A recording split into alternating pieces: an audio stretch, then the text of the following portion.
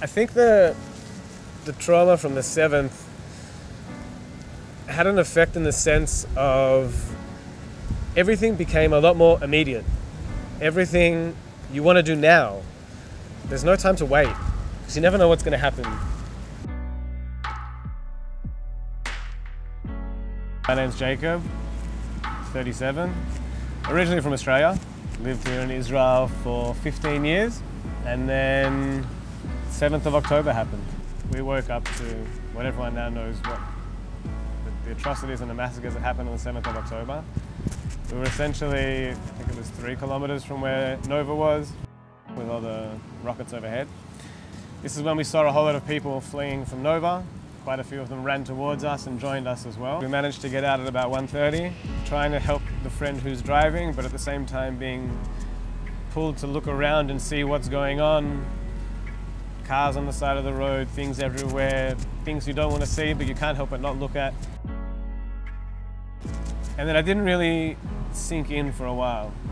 And when I tried to go back to work, I just wasn't the same as I was before. A lot easier to snap, a lot easier to do this, a lot inability to explain myself more, inability to be open. So that's when I decided to take time off work and really focus on myself. And obviously the girls who did the Gal Sheli course said, this is optimal for you.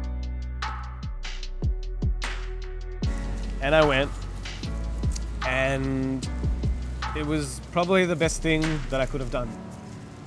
The group itself and the counselors and the discussions for me was just as important as being in the water and surfing. Since the very beginning of the war, we understood that we have a significant tool that could help people cope. We've been operating with the most affected communities to prevent this trauma becoming a post-trauma. Anyone that comes to me and asks me what would I recommend, first thing I always tell them is the Gal Sheli groups. Because there's just something, it's the complete package. They save me, they put me back on track, they put me into a place where I can use the skills to really try and get back to a sort of routine. Gal Sheli taught me that even if you feel when you're stuck in a rip, you can always just get around it, get back on the board and ride the wave.